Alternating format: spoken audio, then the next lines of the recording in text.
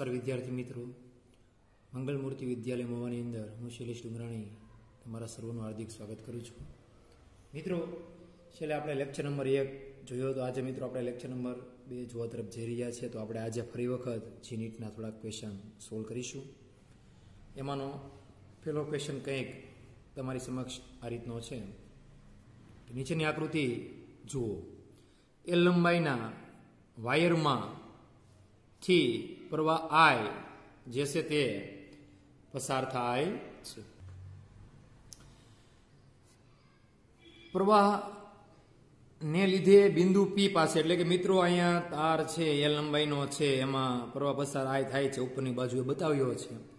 આ પી બિંદુ પાસે જેથી તમારે બી શોધવું છે તો મિત્રો આ તાર જે છે એ પરિમિત લંબાઈનો છે, એટલે એલ લંબાઈનો કહી દીધું, એટલે પરિમિત આકારનો છે, અનંત લંબાઈનો છે નહીં।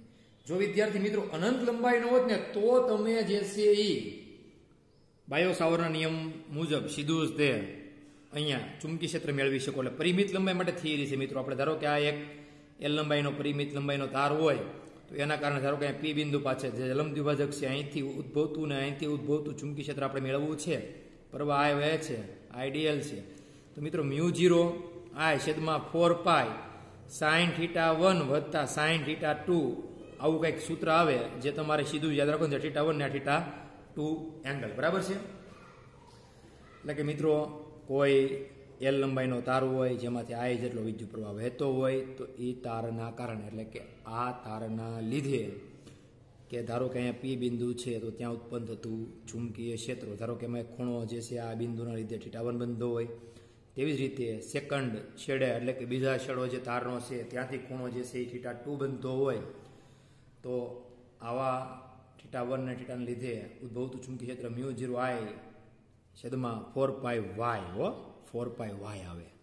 આ 4 પાઈ વાય હું તો મિત્રો આ જે ડિસ્ટન્સ જે છે અહીંથી એ ડિસ્ટન્સ લેવાનું, એટલું 4 પાઈ વાય અને sine theta 1 plus sine theta 2 છેલ્લું આપણને મળે। આપણે આ અંતરની કાંઈ જરૂર નથી, આ અંતરની પણ કાંઈ જરૂર નથી। જો મિત્રો અહીંયા ખૂણો હોય થીટા 2 અને થીટા 1 તો વિદ્યાર્થી મિત્રો તમારે સાઇનની બદલે વિધેય બદલી જાય ને આવે કોસ થીટા 1 વત્તા કોસ થીટા 2। જો મિત્રો અહીંયા ખૂણો હોય તો, પણ અહીંયા ખૂણા હોય તો મિત્રો તાર સાથે જ જો કંઈક ખૂણો બનતો હોય તો કાંઈ આપણે પ્રશ્ન છે જ નહીં, તો સીધું શું આવે સાઇન થીટા 1 અને સાઇન થીટા 2।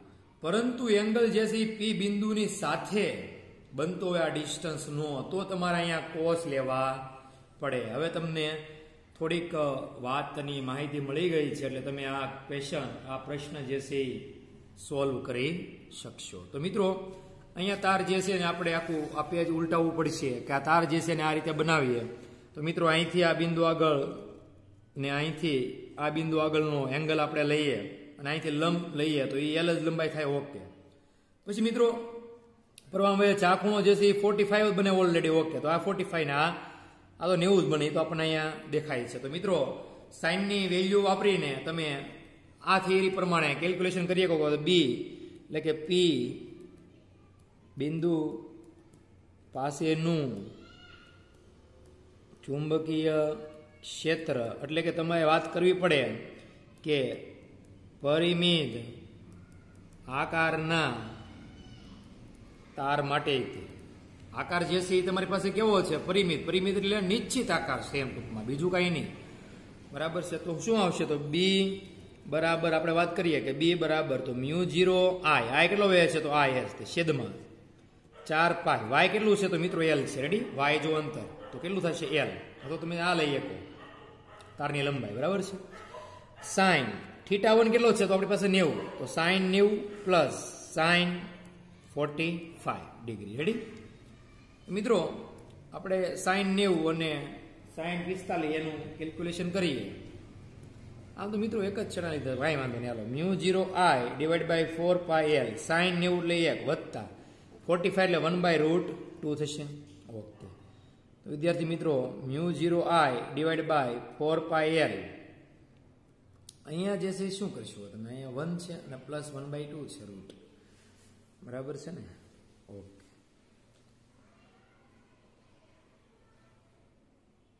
આમ જોઈએ ને તો આનો જવાબ 1.41 થાય. √2 + 1 કરીએ એટલે કે અહીંયા આપણે જોઈએ તો લસા લઈએ તો √2 + 1 બાય √2, તો આનો આન્સર આવશે μ0I ડિવાઈડ બાય 4√2 πl, અને અહીંયા આવશે √2 + 1. તો એ આનો જે છે એ જવાબ શું આવે? તો પહેલાં એની ચર્ચા કરવી પડે અને પછી આપણે આગળની ચર્ચા કરી શકીશું. બરાબર છે? એટલે મિત્રો આમ તો જો કે આ આન્સર થઈ જ ગયો છે, પરંતુ આની અંદર હજી તમે ચર્ચા કરો તો થઈ શકે તેમ છે, એમાં કાંઈ આપણી કોઈની ના છે નહીં. બરાબર છે? √2 + 1 એમનું એમ, એટલે તમારા મિત્રો આ જ આન્સર જે છે એ આન્સર છે. બરાબર છે મિત્રો? બીજો પ્રશ્ન તમારી સમક્ષ આ રીતનો છે કે આકૃતિમાં દર્શાવ્યા પ્રમાણે આકૃતિ આવી કંઈક છે. પ્રવાહ I પસાર થાય છે તો કેન્દ્ર O આગળ ચુંબકી ક્ષેત્ર, એટલે કે અહીંયા કેન્દ્ર છે, આ બેને જોડતું હોય ત્યાં અહીંયા કેન્દ્ર છે, તો ત્યાં ચુંબકી ક્ષેત્ર કેટલું? મિત્રો એક થિયરી છે. ધારી કહો કે આપણી પાસે અર્ધવર્તુળ એક વર્તુળ હોય. શું હોય? અર્ધવર્તુળ. એટલે આ ખૂણો કેટલો હોય? તો 180, એટલે કે અહીંયા પાય હોય. તો મિત્રો અહીંયા તારમાં I પ્રવાહ વહેતો હોય, તો આ તારના કારણે આ કેન્દ્ર હોય તો ત્યાં ઉત્પન્ન થતું બી કેન્દ્ર પાસેનું ચુંબકી ક્ષેત્રનું સૂત્ર છે μ0I θ/ 4πr. એટલે કે આપણે આમ કહી શકીએ કે r ત્રિજ્યાનું અર્ધવર્તુળ છે, એના લીધે અથવા તો એના કારણે r ત્રિજ્યાના અર્ધવર્તુળના કારણે કેન્દ્ર પાસે ઉત્પન્ન થતું ચુંબકી ક્ષેત્ર μ0I θ/ 4πr મળે. પછી તમારે અહીંયા થીટા કેટલો છે? તો ખૂણો કેટલો બને કેન્દ્ર આગળ આખા અર્ધવર્તુળ લીધે? તો મિત્રો એ ખૂણો જે છે એ પાય બને, તો μ0I π/ 4πr, એટલે કે પાય ઉડી જાય. તો મિત્રો આન્સર આવે μ0I / 4r. એક બીજો એક્ઝામ્પલ લઈએ મિત્રો. ધારી લો કે તમારી પાસે આ રીતનો એક વર્તુળનો ચોથો ભાગ છે, r ત્રિજ્યા અહીંથી પ્રવાહ વહે છે. ઓકે હાલો. તો અહીંયા ખૂણો જે છે તમને ખબર પડી જાય કે π/2 બને. તો તમારે આના લીધે કેન્દ્ર આગળ ઉત્પન્ન થતું, એટલે કે અહીંયા I પ્રવાહ વહે છે તો કેન્દ્ર આગળ ઉત્પન્ન થતું તમારે ફરી વખત જે છે તે ચુંબકી ક્ષેત્ર શોધવું છે. તો બી તો આવશે જ તે. સૂત્ર શું છે? μ0I θ/ 4πr. આ સૂત્ર તો છે જ તે. તો μ0 એમનો એમ, I એમનો એમ, થીટા કેટલો?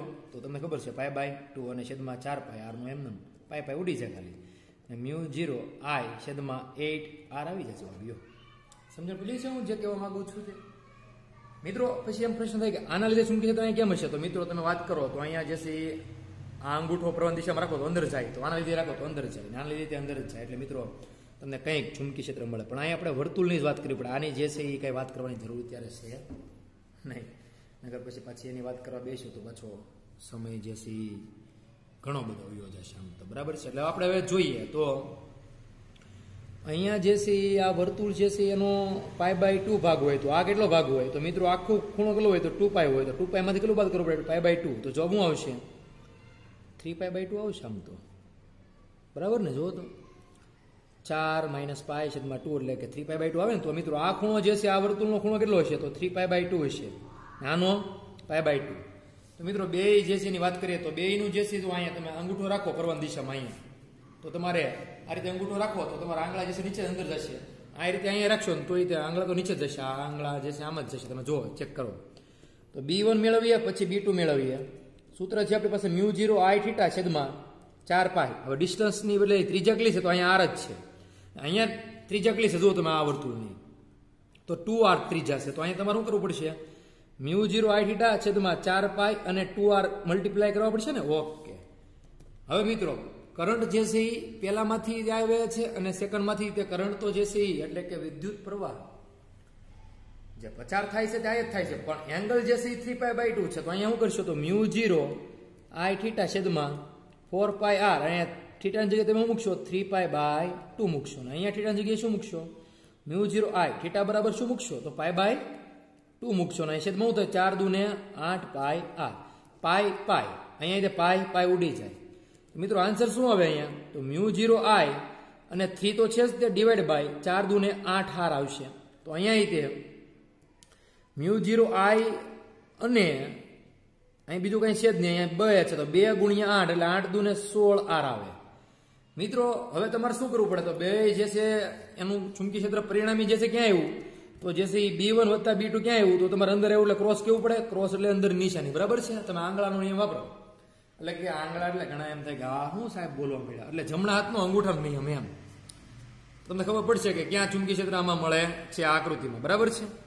તો B1 વત્તા B2 એટલે કે આપણે μ0 એટલે 3I અને 8R છે પ્લસ μ0I છેદમાં આપણી પાસે 16R છે. હવે મિત્રો લસા કોનો લેવો પડે? તો 16R નો લસા લઈએ તો 8 વડે R વડે ભાંગીએ તો કેટલા વધે?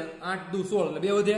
તો 2 તેરી 6 તો 6 μ0I આવશે વત્તા 16 વડે ભાંગો R વડે એટલે શું છે? ખાલી μ0I. ડન છે ને? આ સમજણ પડી પહેલા તો. 16 જે છે એનો તમારે લચ્છા લેવાનો છે. 16 નો તમે લચ્છા લ્યો એટલે તમારે મિત્રો શેની વડે ભાંગવા પડે? તો તમે જે છે પેલા અહીંયા 8 વડે ભાંગશો એટલે 8 વડે ભાગશો તો તમારા આન્સર શું આવશે? પેલા એ જુઓ. એટલે કે 2 વધે, 8 વડે ભાંગવાનું ને એટલે 2 વધે તો 2 ગુણ્યા શું કરવાનો? અંશ કરવાનો. તો જવાબ શું આવશે? 8 2 એરીને 6. આગળ શું છે? μ0I તો છે જ તે, એટલે કે 6 μ0I પ્લસ હવે તમારે આ પ્લસની પ્લસ નિશાની એમ નહીં એમ. હવે કેટલા વડે ભાંગશો? તો 16 વડે R વડે ભાંગશો તો 16 R વડે ભાંગો જવાબ શું આવે? 1 ગુણ્યા μ0I એટલે જવાબ શું આવે? μ0I. તો મિત્રો 6 + 1 એટલે કેટલા આવશે? 7 μ0I ડિવાઈડ બાય 16R. બસ મિત્રો આ ફાઇનલ તમારો આન્સર આવી ગયો છે ભાઈ કે 7/16 એટલે કે 7 ડિવાઈડ બાય 16, 7 ના છેદમાં 16 μ0I અને છેદમાં R. અને નિશાની કઈ આવશે? ક્રોસ. ક્રોસ શા માટે? કારણ કે આજે તમને આકૃતિ બતાવી છે તો એનું ચુંબકીય ક્ષેત્ર જે છે એ ક્યાં છે? તો અંદરની તરફ છે એટલે આપણે અહીંયા ક્રોસ નિશાની આવે અને તમારા આન્સર જે છે એ મેચ થાય છે. તો મિત્રો આપણે આની આગળનો ક્વેશ્ચન હવે જોઈએ એટલે કે પ્રશ્ન નંબર 3 જોવા તરફ જઈ રહ્યા છીએ. તો મિત્રો પ્રશ્ન કંઈક 3 આ પ્રકારનો છે કે આકૃતિમાં દર્શાવ્યા પ્રમાણે 2 અર્ધવર્તુળો છે. વર્તુળાકાર કોઇલની ત્રિજ્યાઓ અનુક્રમે R1 અને R2 છે. તેમાંથી I પ્રવાહ પસાર થાય છે. તો ચુંબકીય ક્ષેત્ર કેન્દ્ર આગળ કેટલું થશે? મિત્રો 2 અર્ધવર્તુળો છે, જુઓ 2 સેમી સર્કલ છે અથવા તો હાફ સર્કલ છે એમ કહી શકીએ આપણે. એટલે આમ તો તમે જુઓ તો સીધા જ 2 અર્ધવર્તુળ હોય એટલે કે આનો ખૂણો કેટલો હોય? તો પાય હોય. એ રીતે આનો કેટલો હોય? તો પાય હોય. તો મિત્રો આપણે કેન્દ્ર પાસે B નું મૂલ્ય એનું સમીકરણ શું છે? તો તમને ખબર જ છે કે B બરાબર μ0I θ છેદમાં 4πR. આ જનરલ સૂત્ર છે. શું છે આ? જનરલ એટલે કે કોઈ પણ પ્રકારનું વર્તુળ હોય, આખું વર્તુળે હોય કાં તો અર્ધ વર્તુળ હોય, બરાબર છે? કે π/2 એંગલ હોય, પાય એંગલ હોય, 3π/2 હોય કે 2π એંગલ હોય, આ સમીકરણ જે છે એ દરેક જગ્યાએ લાગુ આપણે પાડી શકીએ છીએ મિત્રો.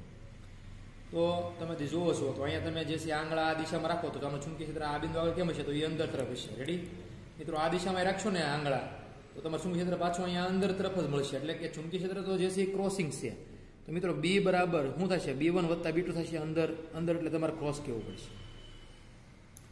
હવે મિત્રો આપણે આ અર્ધવર્તુળના લીધે કેન્દ્ર પાસેનું ચુંબકીય ક્ષેત્ર જે છે એ મેળવવું છે, બરાબર છે? તો સમીકરણ શું છે આપણી પાસે? μ0I θ છેદમાં 4πR છે. તો હું અહીંયા B1 કહું પહેલાં તો μ0I θ 1 છેદમાં 4π ત્રિજ્યા કેટલી છે મિત્રો? તો એની R1 છે. એટલે કે મિત્રો આપણે શું કરવું પડે? તો μ0I પ્રવાહ તો મિત્રો સ્મોલ I છે એટલે આપણે અહીંયા સ્મોલ કરી નાખીશું. ઓકે. θ1 ખૂણો કેટલો છે મિત્રો? તો θ1 જે છે આપણી પાસે કેટલો છે? તો પાય છે છેદમાં 4π R1 એમનું એમ. તો મિત્રો પાય ઉડી જાય. તો મિત્રો તેથી આપણને B1 જે છે શું મળે? આને નંબર 1 આપણે આપી દઈએ સમીકરણ. હવે આ નંબર 2 મળશે તો μ0I ડિવાઈડ બાય 4R1. આને નંબર મિત્રો 2 કહીએ. મિત્રો તમે બતાવી ગયું છે સમીકરણ, બરાબર છે? મિત્રો હવે જુઓ આપણે આટલું અર્ધવર્તુળ લઈએ તો સૂત્ર તો જે છે આ જ તે. તો એનો આપણે ચુંબકીય ક્ષેત્રને B2 કહીએ. એ અંદરની બાજુ જ છે એટલે કે μ0I θ2 કહીએ અને છેદમાં 4π અને R2 ત્રિજ્યા છે ને અહીંયા, તો એ તમારે લેવું પડે. હવે મિત્રો આની વાત કરીએ તો તેથી B2 બરાબર μ0 I કેટલો છે? તો એ સ્મોલ I જ છે આપણી પાસે. હવે θ2 તો એ કેટલો છે? તો એ પાય જ છે ને પાછો. છેદમાં 4 પાઈ અને R2 પાઈ પાઈ તો ઉડી જશે મિત્રો અહીંયા મળશે આપણને μ0I છેદમાં 4R2 I1 નહીં મળે એ I જ રહેશે એમાં કાંઈ ચેન્જ નહીં થાય કેમ કે આખા વર્તુળ જે બને ને બે અડધા અડધા એમાં આખું વર્તુળ જે કુલ થાય તો એમાં ભરવા તો I જ છે અને મિત્રો 3 નામ આપીએ હવે શું કરીએ તો પેલું સમીકરણ B બરાબર B1 વત્તા B2 છે એની અંદર આપણે સમીકરણ 2 અને 3 ની કિંમત મૂકીએ તો આપણી પાસે મિત્રો શું આવે તો μ0I છેદમાં 4R1 આવે વત્તા μ0I છેદમાં 4R2 આવે હવે તો સાદુરૂપ આપવાનું છે તો મિત્રો આપણે સાદુરૂપ આપીએ તો તેથી અહીંયા કોમન નીકળે છે μ0I અને 4 તો અહીંયા બહાર કોમન લઈએ μ0I છેદમાં 4 કોમન લઈ લઈએ એકના છેદમાં અહીંયા વધે ખાલી R1 વત્તા એકના છેદમાં શું વધે R2 તો બરાબર R1 ને R2 નું લસા લઈએ બાકીનું એમ ન એટલે μ0I છેદમાં 4 R1 ગુણ્યા R2 થાય R1 વડે આને ભાંગું તો શું વધે તો સીધું જ છે કે શું વધે R2 વધે તો R2 ગુણ્યા 1 એટલે શું આવે તો R2 આવે વત્તા હવે આપણે શેના વડે ભાંગશું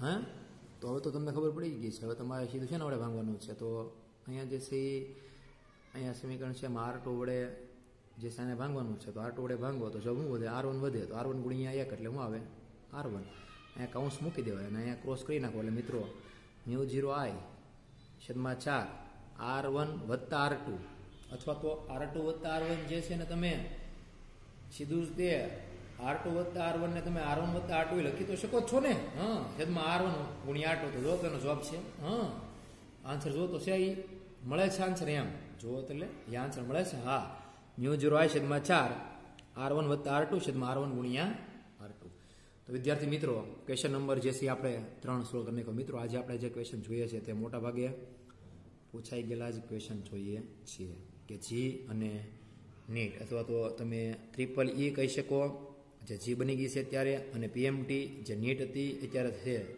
પેલા PMT હતી બરાબર છે તો એમાં પૂછાઈ ગયેલા પ્રશ્ન આપણે જે છે એ અત્યારે આમ તો સોલ્વ કરીએ છીએ બરાબર છે મિત્રો આજનો લેક્ચર નંબર 2 એનો લાસ્ટ ક્વેશ્ચન લેક્ચર 2 જી નીટનો લાસ્ટ ક્વેશ્ચન આપણે જોઈએ chapter number 4 moving charges and magnetism 2 tesla ચુંબકીય તીવ્રતા એટલે કે આપણે B કહીએ તો એ કેટલી છે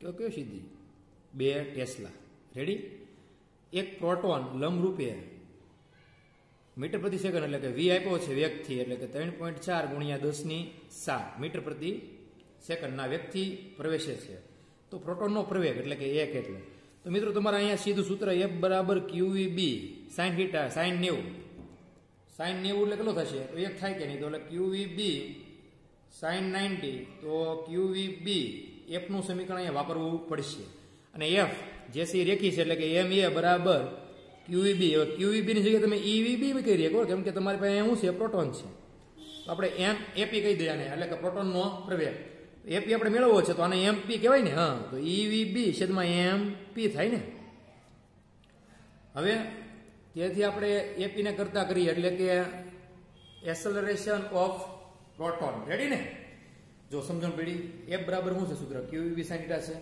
જ્યારે કોઈ ચુંબકી ક્ષેત્રની અંદર લંબરૂપે કોઈ કણ ઘૂસતો હોય ત્યારે એના ઉપર લાગતા બળનું સમીકરણ છે આ QEB sin θ જે આપણે સાયક્લોટ્રોનની અંદર આમ ખરેખર આવે પણ આપણે અત્યારે ખાલી એમને યાદ રાખીશું તો F બરાબર QEB sin 90 કેમ કે અહીંયા ખૂણો કેટલો થશે લંબરૂપે પ્રવેશ એટલે θ બરાબર 90 થાય ને લંબ છે કારણ કે લંબ છે જુઓ કોને તો વિદ્યુતભાર જે છે કોને લંબ છે તો V જે છે એ B ને લંબ છે રેડી અથવા તો B ને લંબ છે કોણ V એમ પણ કહી શકે એ બધું હરખું થાય ને ભાઈ હે તો પછી તો હવે F જે છે રેખી માટે શું થાય તો MA થાય MA બરાબર QEB થાય આ તો સીધી જ વાત છે હવે પ્રોટોન માટે છે તો અહીંયા શું કરે કે MP AP કરી નાખે રેડી ને આ સમજ પડે ને પ્રોટોન હોય તો કઈ પ્રોટોન માટે કઈ અલગ લેવા જોઈએ છે નહીં ભાઈ સીધું જ કરે કઈ શું કહે કાંઈ MP AP બરાબર EVB કહે કાંઈ કે નહીં હવે AP ને કરતા બનાવી ગયો એટલે કે પ્રોટોનના આપણે પ્રવેગ જે છે એસેલરેશન એને કરતા બનાવીએ તો જોબ શું આવશે EVB કેમ કે અહીંયા ચાર્જ જે છે એ પ્રોટોનનો છે પ્રોટોનનો ચાર્જ એટલે આપણે શું દર્શાવીએ Q અથવા તો E વડે દર્શાવીએ ને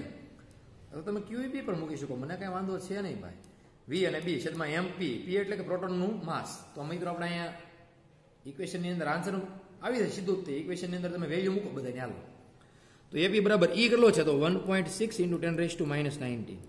વી કેટલો છે તો 3.4 × 10⁻7 ઇન્ટુ બી કેટલો છે તો 2 ટેસ્લા છે ઓનલી 4.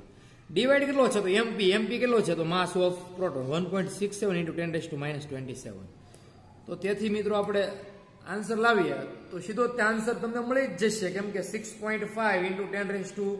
પણ મિત્રો આનો આન્સર જે છે તમારા ગણતરી માટે તમને મલ્ટીપ્લિકેશન પોઈન્ટ વાળાનું આવડવું જોઈએ, એટલે કે પોઈન્ટનું તમને ગુણાકાર આવડવો જોઈએ અને પછી ભાગાકાર રીતે પોઈન્ટનું આવડવું જોઈએ. અહીંયા તમારા પોઈન્ટનો થાય નહીં તો શું કરવાનું, તો કાંઈ કરવાનું, અહીંયા 167 કરી નાખવાનું. શું કરવાનું, 167 કરી નાખવાનું. અહીંયા તો જો ન થાય તો એમ કરી નાખવાનું 16 × 34 કરી નાખવાનું. એમાં કાંઈ ઊંઝાવાનું નહીં. અહીંયા 16 કરો એટલે 10 ની માઇનસ અહીંયા 20 થઈ જાય, અને અહીંયા તમે 34 કરો એટલે 10 ની કેટલી થઈ જાય, ઘાત થઈ જાય, 10 ની થઈ જાય 6 ઘાત. એમાં કાંઈ બહુ અઘરું છે નહીં. તો મિત્રો તમે આ રીતે જે છે ક્વેશ્ચન નંબર 4 સોલ્વ કરીને એપી મીટર પ્રતિ સેકન્ડ વર્ગ એટલે કે 6.5 × 10⁻15 મીટર પ્રતિ સેકન્ડનો વર્ગ તમે જવાબ લાવી શકો છો. એટલે મિત્રો આજનો લાસ્ટ ક્વેશ્ચન નંબર 4 આપણે સોલ્વ કરી નાખ્યો છે. મિત્રો હવે આગળના ક્વેશ્ચન એટલે કે આગળના પ્રશ્નો આપણે જે રીતના આગલા લેક્ચરોમાં પાછા સોલ્વ કરીશું. બરાબર છે, તમે તૈયાર રહેજો.